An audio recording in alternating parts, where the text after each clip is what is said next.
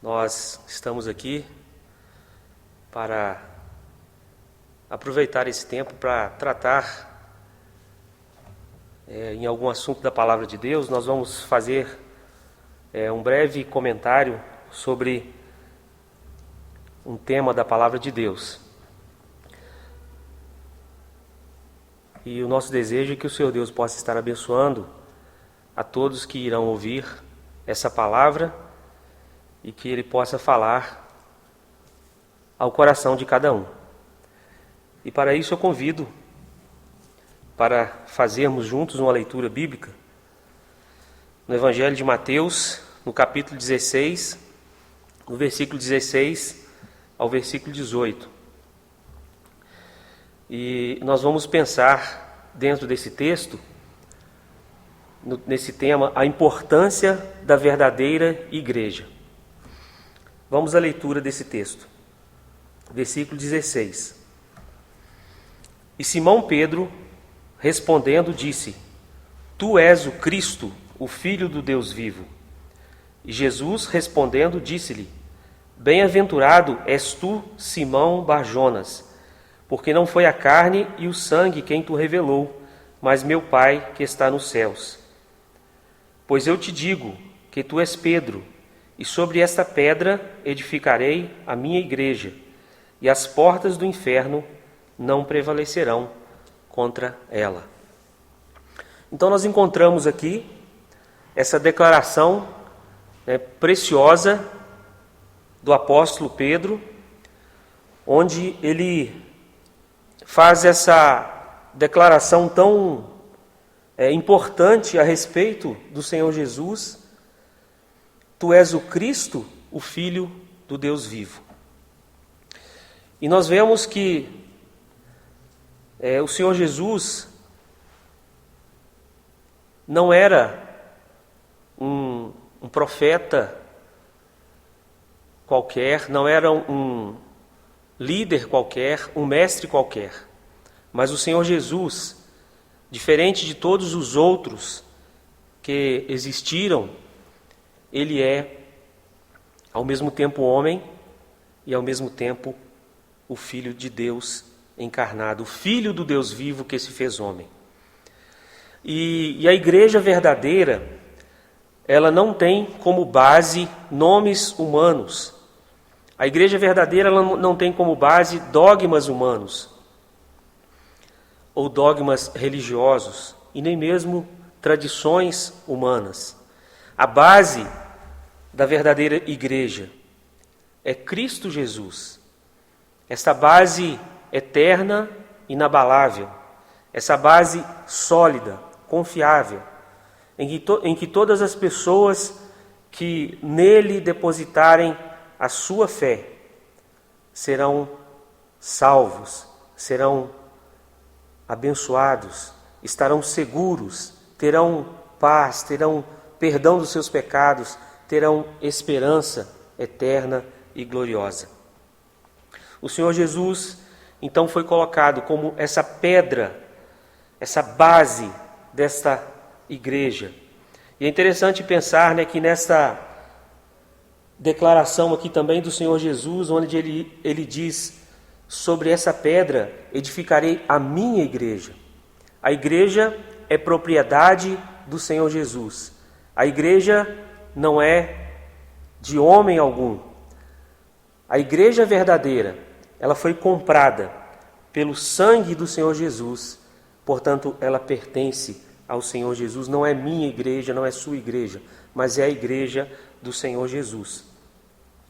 E em Atos, no capítulo 4, no versículo 12 e o versículo 11, nós vamos ler também esse versículo aqui, nos falando da singularidade do nome do Senhor Jesus. Atos, capítulo 4, versículo 12 e o versículo 11. Diz assim a palavra de Deus: E em nenhum outro há salvação, porque também debaixo do céu nenhum outro nome há dado entre os homens, pelo qual devamos ser salvos. Versículo 11, nós lemos o 12, vamos ler o 11 também.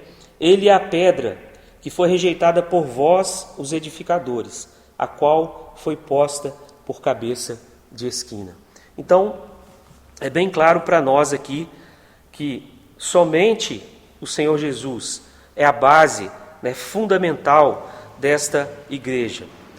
E ele foi colocado aqui, como diz o texto, por pedra, por cabeça de esquina, Um nome em que há salvação, um único nome, abaixo do céu, dado entre os homens, pelo qual importa que sejamos salvos.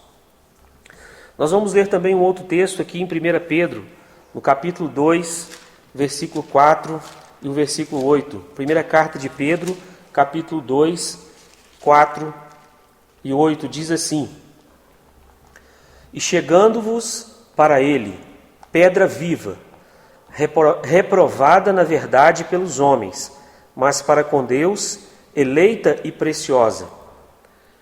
Até o versículo 8. Vós também, como pedras vivas, sois edificados casa espiritual e sacerdócio santo, para oferecer sacrifícios espirituais agradáveis a Deus por Jesus Cristo.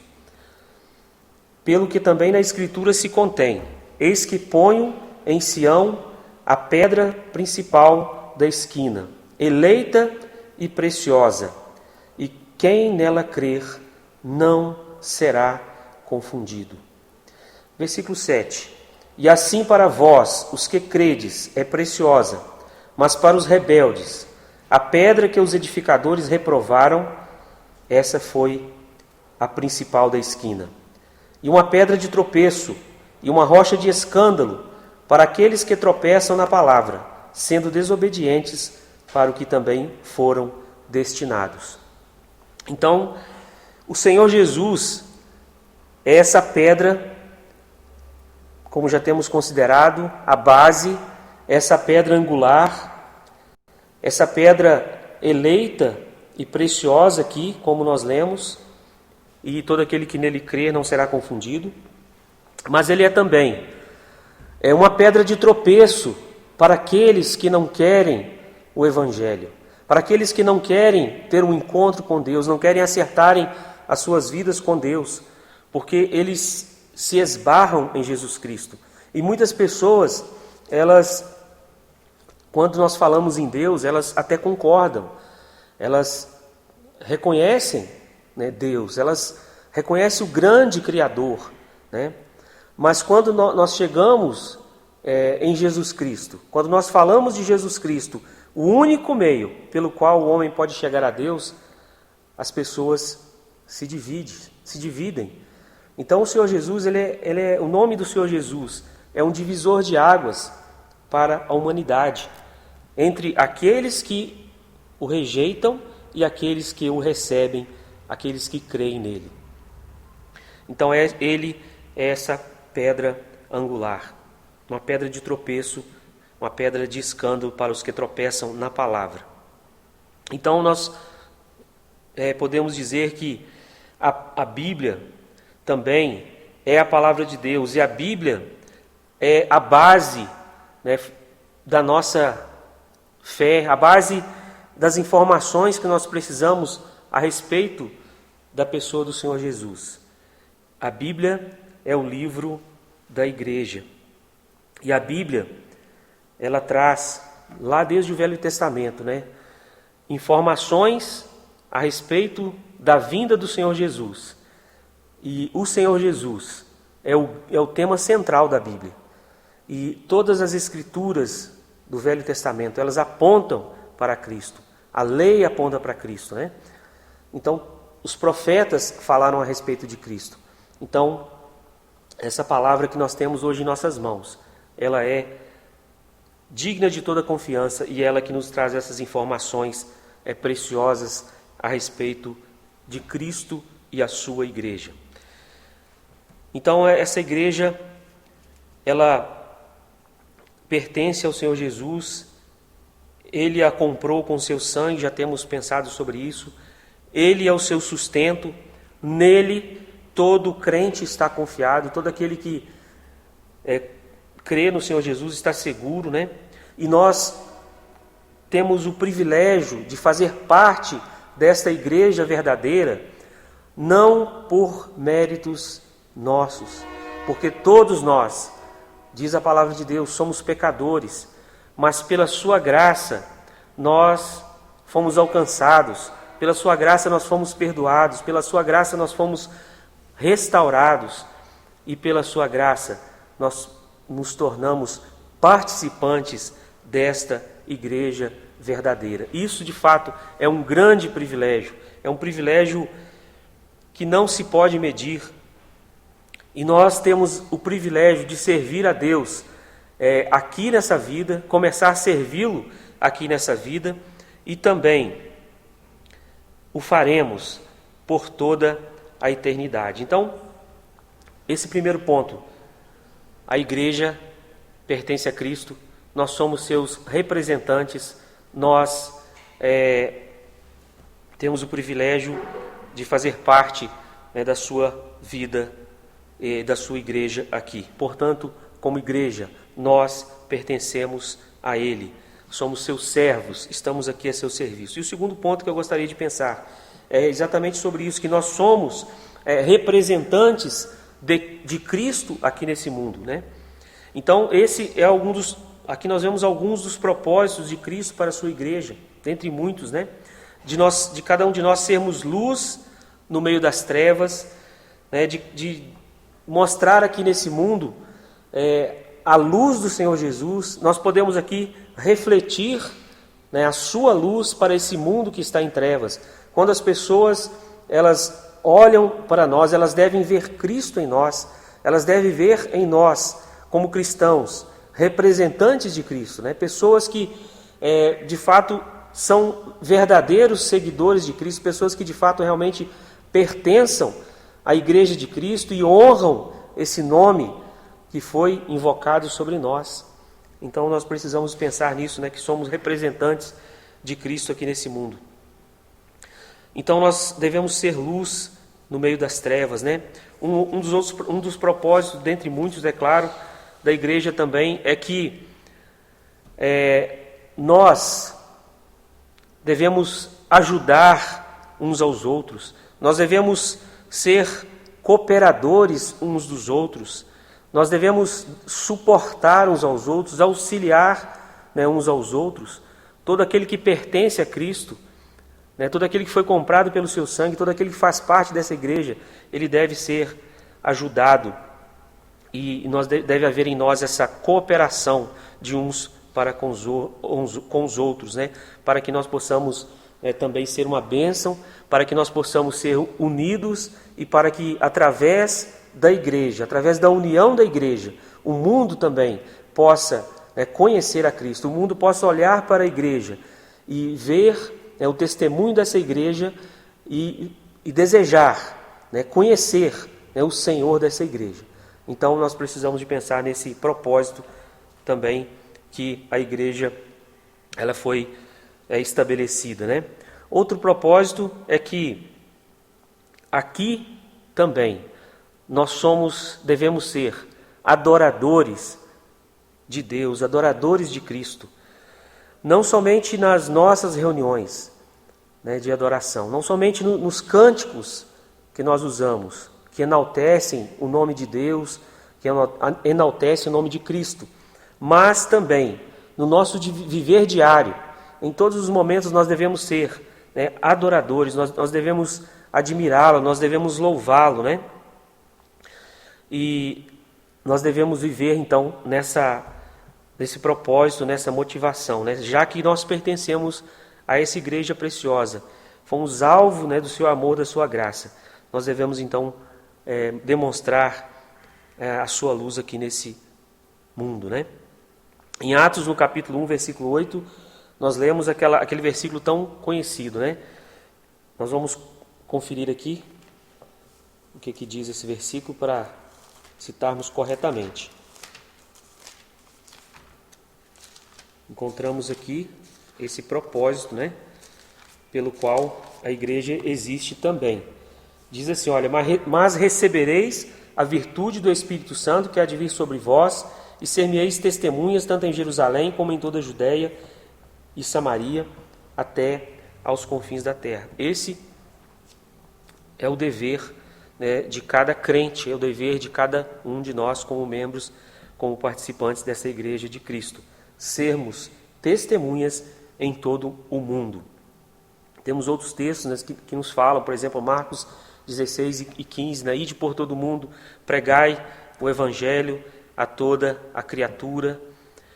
Então nós precisamos estar atentos, irmãos, naquilo que nós somos.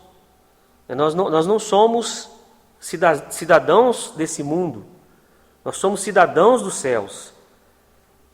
E como cidadãos dos céus, nós temos que ter uma visão diferente das coisas desse mundo. Nós precisamos das coisas desse mundo. Trabalhamos aqui, vivemos, temos os nossas despesas, temos as nossas famílias, mas nós não podemos perder de vista o propósito principal da nossa vida, que é servir ao Senhor, que é ser uma testemunha aqui nesse mundo, que é cooperar com esse trabalho, sermos representantes de Cristo aqui na face da terra, sermos servos de Cristo, né? Muitas pessoas querem ser servidas, muitos até usam o nome de Cristo, mas elas querem ser servidas por outros. Mas o ensino que nós temos da parte do Senhor Jesus é que nós devemos ser servos. E Ele demonstrou isso através da sua vida, através das suas atitudes aqui quando esteve entre nós. Ele veio para servir. E nós também devemos estar dispostos em obediência à sua palavra e dependência dele, continuarmos a sua obra aqui até que ele venha. Então, quando nós estivermos unidos, haverá crescimento espiritual, haverá comunhão, haverá a verdadeira adoração, haverá também salvação de almas, né? Os perdidos serão resgatados. E olha, nós somos os únicos portadores desta única mensagem, a mensagem da salvação, as boas novas da salvação, que pode realmente transformar esse mundo. A salvação através de Jesus Cristo. Muitas pessoas tentam propor melhoras a esse mundo, mas a verdadeira transformação que poderá acontecer a esse mundo é somente quando as pessoas se arrependerem dos seus pecados e reconhecerem a Jesus Cristo como Senhor e Salvador de suas vidas e viverem de acordo com a vontade de Deus, em obediência à sua palavra, esse mundo será transformado. Somente o Evangelho é essa boa nova transformadora que pode mudar a vida de todo aquele que quiser, todo aquele que desejar. Que privilégio fazermos parte dessa igreja. E olha, nós temos a garantia, né, da sua presença conosco. Diz a sua palavra, Mateus 28 e 20. Eis que estou convosco todos os dias até a consumação do século. O Senhor Jesus, Ele está conosco. O Senhor Jesus está com a sua igreja. O Senhor Jesus não nos abandona. O Senhor Jesus, mesmo nos momentos mais difíceis que alguém possa passar, que a sua igreja possa passar, perseguições que a igreja tem sofrido em várias partes do mundo, e as perseguições também veladas que nós temos também no nosso país, mas o Senhor Jesus está conosco, nós confiamos, nós sabemos disso, precisamos estar certos dessa verdade. Eis que estou convosco todos os dias até a consumação do século. Essa é uma promessa gloriosa do dono da igreja para ela, né? Então, em terceiro ponto, de fato, é um grande privilégio, né, pela graça de Deus, fazer parte desta igreja aqui e eternamente. Já temos falado da sua graça, né? Pela graça de Cristo, essa igreja ela irá viver eternamente nos céus, né?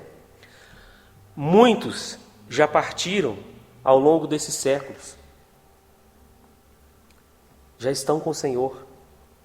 Nós aguardamos a sua volta a qualquer momento. E se partirmos antes da sua volta, estaremos com Ele. E um dia, muito em breve, nós iremos todos nos encontrar ali no céu, na cidade celestial, porque somos cidadãos do céu e essa igreja irá viver eternamente nos céus.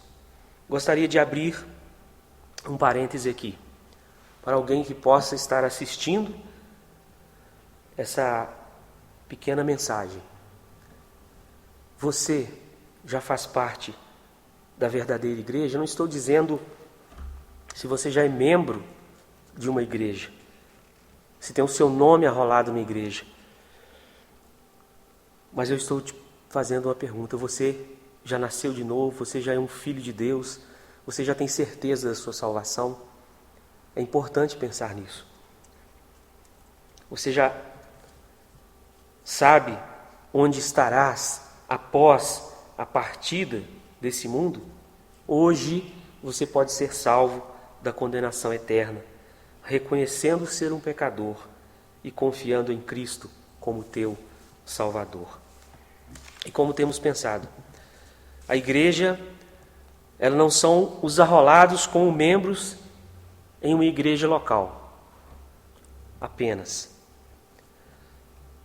Tampouco os que frequentam templos religiosos. A verdadeira igreja, ela é invisível, indissolúvel. Ela foi comprada por Cristo, já temos falado sobre isso. E os nomes daqueles que foram comprados por Cristo estão escritos no livro da vida, estão escritos ali no céu. Hebreus 12, 23. E essa igreja, então, ela tem como esse propósito de anunciar as virtudes do Senhor e Salvador Jesus Cristo. E esse trabalho da igreja, ele é realizado não somente aqui nas reuniões, mas ele é realizado no nosso lar, no nosso trabalho, nas escolas, em todos os lugares por onde passamos e também aqui nas reuniões, né? Então todo o verdadeiro cristão, todo aquele que pertence à igreja, também ele tem essa responsabilidade de viver uma vida íntegra. Ele precisa de honrar o nome de cristão e não viver uma vida de aparências, mas uma vida de comunhão íntima com Deus, uma vida de oração e leitura da palavra de Deus. Isso vai permitir que as suas palavras e ações, e até mesmo os seus pensamentos, sejam coerentes com a fé que ele professa, porque ele está ciente da sua incapacidade.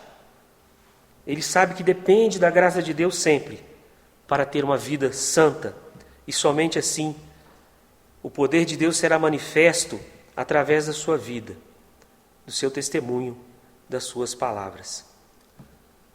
O contrário disso é engano. Muitas pessoas têm enganado a si mesmas e têm tentado enganar aos outros, mas a Deus não se pode enganar. E por causa disso, trazem, às vezes até vergonha para o nome da igreja, né? Então, essa mensagem que eu gostaria de deixar com os nossos amados irmãos e amigos que estarão assistindo essa gravação, desejando que Deus abençoe ricamente a vida de cada irmão aí na sua casa e que em breve, né, vocês também possam estar reunidos, né? Essa é a nossa oração, né, juntamente aqui com os outros irmãos, para que possamos prosseguir nessa tarefa, né, de servir ao Senhor. Mas que, mesmo em casa, né, a igreja ela está sendo representada por cada irmão, cada irmã. Que Deus esteja abençoando ricamente a vida de cada irmão. Amém.